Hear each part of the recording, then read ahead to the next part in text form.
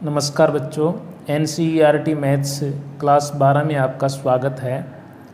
कल हमने संबंध के बारे में पढ़ा था। आज हम नेक्स्ट टॉपिक संबंध के प्रांत, सह-प्रांत और परिसर पढ़ेंगे। यदि R समुच्चय A से B में परिभाषित कोई संबंध हो तो संबंध R के क्रमित युग्मों के प्रथम अवयवों का समुच्चय R का प्रांत कहलाता है। द्वितीय अवयवों के समुच्चय को R का परिसर कहा जाता है तथा समुच्चय B को R का सह प्रांत कहा जाता है। अर्थात R का प्रांत बराबर A such that AB element of R this is subset of A। अर्थात क्रमित युग्मों के प्रथम घटकों का समुच्चय जो है वो संबंध का प्रांत कहलाता है। R का परिसर बराबर B such that AB element of R, यह B का सबसेट होगा। R का सह प्रांत समुच्चय B कहलाता है। चूँकि परिसर जो है वो सह प्रांत का उपसमुच्चय होता है। अब हम एक एग्जाम्पल के द्वारा संबंध के प्रांत, सह प्रांत और परिसर को समझते हैं। जैसे एक संबंध R जो है वो इस प्रकार दिया गया है, x y such that y बराबर x plus 5, x is less than 4 और x y element of n natural number है। देन R के क्रमित युग्म जो है इस प्रकार बनेगा। रोस्टर रूप की बात करें, जैसे x का मान जो है वो 4 से कम यानी 1, 2, 3 नेचुरल नंबर रखा जाएगा। x का मान 1 रखते हैं तो y का मान 1 प्लस 5 6 प्राप्त होगा। अर्थात 1 रखने पर y का मान 6 प्राप्त हो रहा है। 2 रखेंगे तो y का मान 7 प्राप्त हो जाएगा और 3 रखते हैं तो 3 प्लस 5 8, y का मान 8 प्राप्त हो जाएगा। अर्थात रोस्टर रूप के अंदर संबंध जो है वो 1, 6, 2, 7 और 3, 8 इन क्रमित युग्मों का समुच्चय होगा। अब हम बात करते हैं R का प्रांत।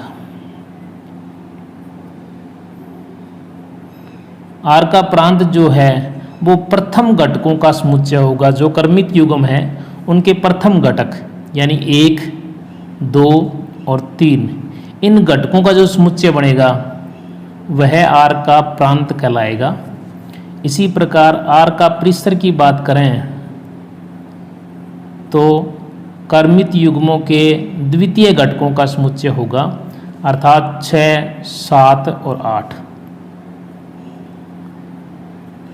प्रथम घटकों का समुच्चय जो बनेगा वह R का प्रांत होगा और द्वितीय घटकों का जो समुच्चय बनेगा वह R का परिसर होगा।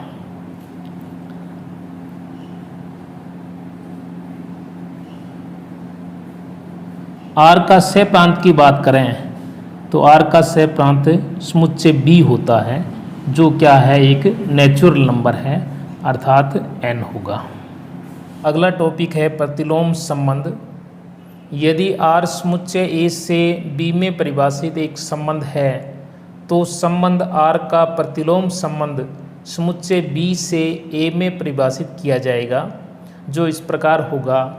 R इनवर्स बराबर yx element of B cross A, x y element of R। अर्थात एक्स वाई R का एलिमेंट होगा तो yx जो है वो R इनवर्स का एलिमेंट होगा।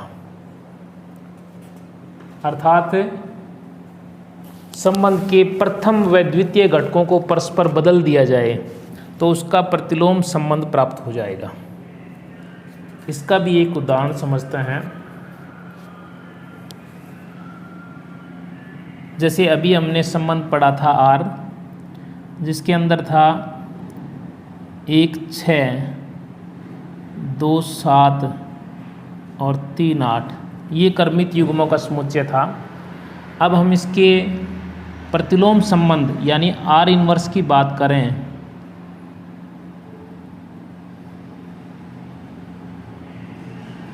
प्रतिलोम संबंध R इनवर्स की बात करें तो कर्मित युग्मों के प्रथम घटक और द्वितीय घटकों को परस्पर बदल दिया जाएगा, अर्थात 6 को 1 के स्थान पे और 1 को 6 के स्थान पे, तो ये 6 1 हो जाएगा। इसी प्रकार ये 2 7 है तो 7 2 कर देंगे, और ये 3 8 है तो 8 3 कर देंगे। इस प्रकार इसका प्रतिलोम संबंध आर इन्वर्स प्राप्त हो जाएगा। आर इन्वर्स का प्रांत ज्ञात करते हैं।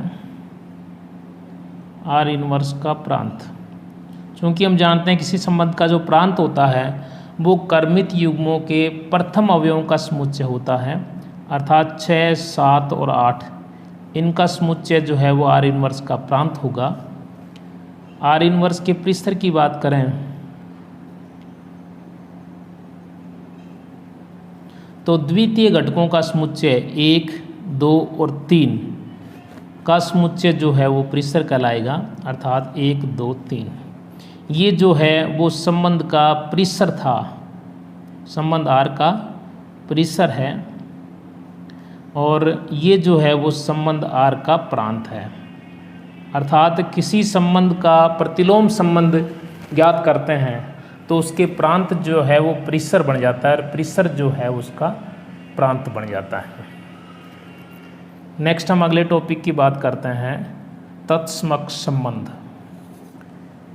किसी समुच्चय ए पर परिभाषित संबंध आर तत्समक संबंध कहलाता है यदि ए का प्रत्येक अवयव स्वयं और केवल स्वयं से संबंधित हो।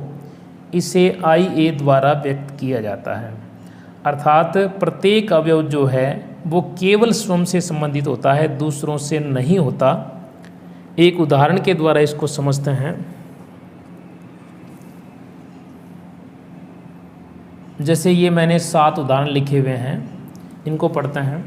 एक समुच्चय ए दिया गया है जिसके अंदर एलिमेंट हैं ए बी और सी। संबंध R1 की चर्चा करें तो देखो प्रत्येक अवयव स्वयं से संबंधित है। देखो ए से संबंधित है, बी से संबंधित है और सी से संबंधित है। इसके अंदर 3 एलिमेंट हैं और तीनों केवल स्वयं से संबंधित है, तो ये संबंध R1 जो है वो तत्समक संबंध होगा। इसी प्रकार R2 की बात करें तो इसमें देखो ए से संबंधित है, बी से संबंधित है। इसके अंदर एक एलिमेंट सी बच गया, अर्थात इसमें सी होना चाहिए था, सी कर्मित युग्म इसके अंदर होना चाहिए था, वो इसमें है नहीं, अतः यह तत्समक संबंध नहीं होगा। अर्थात प्रत्येक अवयव जो है वो स्वयं और केवल स्वयं से संबंधित होना चाहिए। R3 की बात करते हैं। इसमें ए से संबंधित है, बी से संबंधित है और सी से संबंधित है। हमने परिभाषा में पढ़ा था कि स्वयं और केवल स्वयं से संबंधित होना चाहिए, अर्थात इतना ही होता तो तत्समक संबंध होता। अब इसके अंदर ए बी एलिमेंट और आया है, अतः यह तत्समक संबंध नहीं होगा। ए बी सी इनके अलावा और एलिमेंट नहीं होना चाहिए और कर्मित युग्म नहीं होना चाहिए। संबंध R4 की बात करते हैं। ए बी सी ए सी, अर्थात इसके अंदर अलग ही एलिमेंट आ रहे हैं। ए का बी से है, बी का सी से है, ए का सी से है, और हमें चाहिए था ए का ए से, बी का बी से और सी का सी से। अर्थात प्रत्येक अवयव का स्वयं और केवल स्वयं से संबंध होना चाहिए, अन्य से नहीं होना चाहिए, तो ये संबंध जो है वो तत्समक नहीं होगा। इसी प्रकार हम 5 नंबर में बात करते हैं ए बी ए सी। इसमें ए तो आया है परंतु बी नहीं आया और सी नहीं आया। ये दोनों आने चाहिए थे और ये 2 एलिमेंट नहीं आने चाहिए थे, अतः ये तत्समक संबंध नहीं होगा। इसी प्रकार R6 एक रिक्त संबंध है। रिक्त संबंध है वो तत्समक संबंध नहीं होता, क्योंकि प्रत्येक अवयव स्वयं से संबंधित नहीं होगा। इसके अंदर ए बी और सी होने चाहिए, बाकी नहीं होने चाहिए। केवल यह संबंध जो है वो तत्समक संबंध है। इसी प्रकार ए क्रॉस ए की बात करें तो इसके अंदर ए बी सी ये एलिमेंट तो आएंगे, परंतु इसके अलावा ए का बी से, बी का ए से, ए का सी से और सी का ए से, और बी का सी से और सी का बी से, ये सारे एलिमेंट और आएंगे। ये 6 एलिमेंट आएंगे और 3 एलिमेंट ये आएंगे। ए क्रॉस ए में कुल 9 एलिमेंट होंगे, ठीक है ना। और केवल हमारे पास ए बी और सी होना चाहिए था, अतः ए क्रॉस ए जो है वो तत्समक संबंध नहीं होगा। इस प्रकार हमने संबंध के प्रांत, सहप्रांत, प्रतिलोम संबंध और तत्समक संबंध का अध्ययन किया। वीडियो के डिस्क्रिप्शन के अंदर पीडीएफ का लिंक दिया गया है, वहाँ से आप पीडीएफ डाउनलोड करके भी पढ़ सकते हैं। पुनः बहुत बहुत धन्यवाद।